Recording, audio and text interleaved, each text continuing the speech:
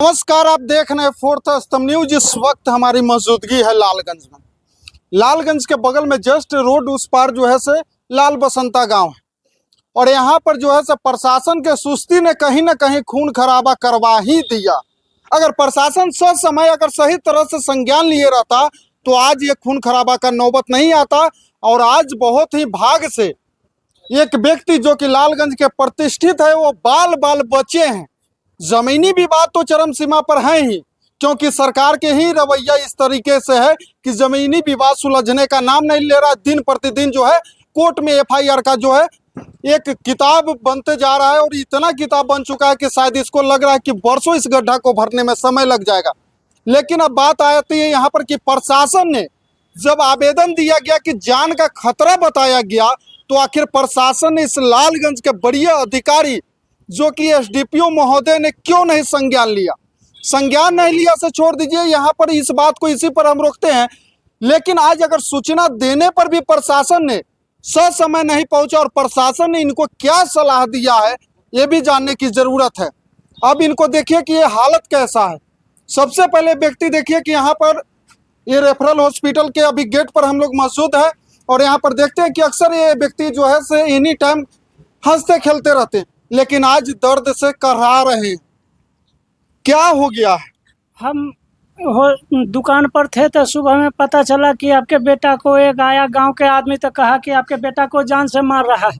तो हम वहां खाली हाथ गए बचाने, तो हम देखे कि हमारे बेटा को अथी भक्तवत्सल उर्फ संतोष, उसके बाद उसकी माँ उर्वशी देवी और महेश्वर सिंह, वो भक्तवत्सल किए हुए था कि पटक क्या उसका नट्टी दाबे हुए था और रॉड से मार रहा था। अब महेश्वर सिंह कुदाल से मार रहा था, कुदाल के पास से, और उसकी माँ जो थी उर्वशी देवी वो किया गया कि रॉड से मार रहा था। और तो हम गए छुड़ाने, बेटा छटपटा रहा था। बहुत लोग अलग थे लेकिन कोई छुड़ाने के लिए नहीं तैयार था। हम छुड़ाए, हमको किया गया कि ऊपर से महेश्वर सिंह किया गया कि 3 कोदारी मारा गर्दन पर, लेकिन गर्दन बचाए तो यह लग गया, इसी पर लग गया एक कोदारी। हम गिर गए। गिरने के बाद हुआ क्या कि फिर महेश्वर सिंह हमारे देह पर चढ़ करके हमको मारने पीटने लगा। और उसके बाद तो हम किसी तरह वहाँ से जान बचा करके अपना भागे। यहाँ हमारा हाथ भी टूट गया और ये भी हो गया। हम पहले भी हम थाना को भी आज भी थाना को सूचित किए थे, लेकिन थाना हमारे पास नहीं आया। क्या जाने कि उनको क्या है हमसे, भगवान जाने। हमारी पुतोह को भी मार करके डैमेज कर दिया है महेश्वर सिंह और उसका बेटा और उसकी पत्नी, तीनों। अब हम आप लोगों से सुरक्षा की गुहार लगाते हैं कि हम लोग का जान कैसे। आप सुनने में आया कि आप आवेदन भी दिए हुए हैं? जी, पहले हम आवेदन डीएसपी साहब को दिए थे, एसडीपीओ साहब, एसडीपीओ साहब के मंडल जी को दिए थे, जिसका रिसीविंग भी मेरे पास है। हम रिसीविंग भी आप लोगों को देंगे। हम कितना तारीख को दिए हुए, कितना दिन हो गया?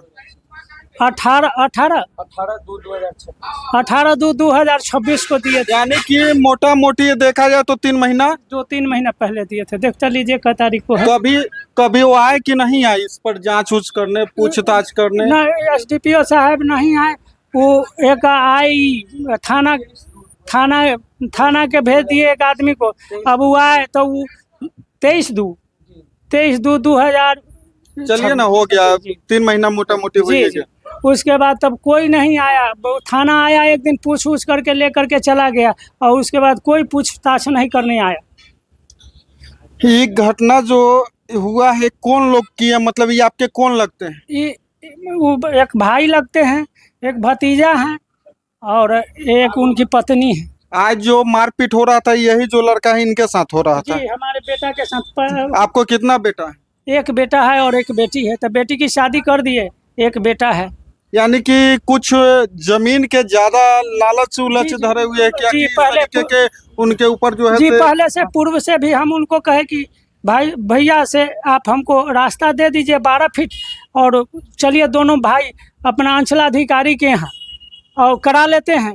तो कहे कि नहीं किसी भी सूरत में न हुआ। पूरा गांव इस बात को जानता है, हर एक गांव के सारे आदमी के यहाँ गए, वो सब कोई कहा कि ना भाई रास्ता नहीं दीजिएगा तो जाएंगे कैसे, और सब नंबर में हमको आधा दे दीजिए। कहे कि किसी सूरत में नहीं देंगे, तुम्हारे बेटा को हम 50 लाख रुपया खर्चा करेंगे लेकिन उसकी हत्या करा देंगे।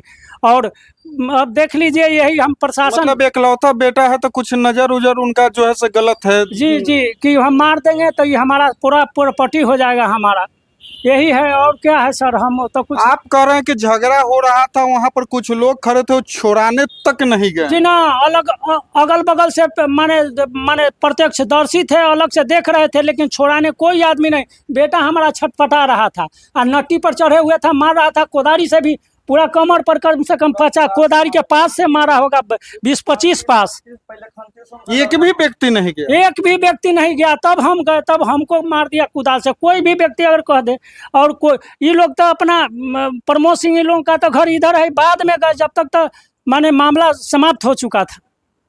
लेकिन कुछ लोग थे वहाँ ऊपर से देख रहे थे, कहा कि उनका ही कारोबार था ही। कुछ लोग, ऐसे लोग जो समाज में रहते हैं और समाज में प्रतिष्ठित बनते हैं और समाज में कहते हैं कि हमसे बड़ा कोई नहीं है, कहाँ चला जाता है जब किसी व्यक्ति पर अगर मान लीजिए वो सही हो या गलत हो, जब जानलेवा हमला की बारी हो जाती है, ऐसे नौबत आ जाते हैं, तो ऐसे लोग के मर्दानगी जो है किस जगह पर ढुक जाता है, ये पता नहीं चलता है कि किस टाइप के मर्द होते हैं, किस टाइप के समाज में बैठने वाले लोग होते हैं।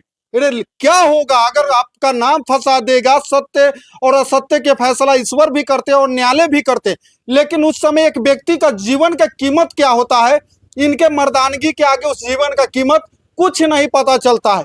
इनको अगर मर्द कहिएगा कि औरत कहिएगा कि या बीच वाले में से जो आते हैं ऐसे लोग होते हैं, ये पता नहीं चलता है।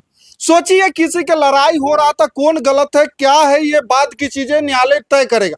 लेकिन बात यह आता है कि अगर इस तरीके के लोग ने बीच बचाव भी करने नहीं गया, तो ऐसे लोग जो देख रहे हैं, तो शायद हमारे न्यूज देखने के बाद अगर आपको जरा सा भी शर्म आएगा तो कोशिश कीजिएगा कि पानी हो रहा है वहां पर डूब मरने का, नहीं तो अपना कम से कम जो है एक नागरिक होने का, एक अच्छे इंसानियत होने का फर्ज निभाया कीजिए। चाहे कहीं भी हो, अगर गलत जो करता है उसको समाज भी दंड देता है और न्यायालय भी देता है, भगवान भी देते हैं।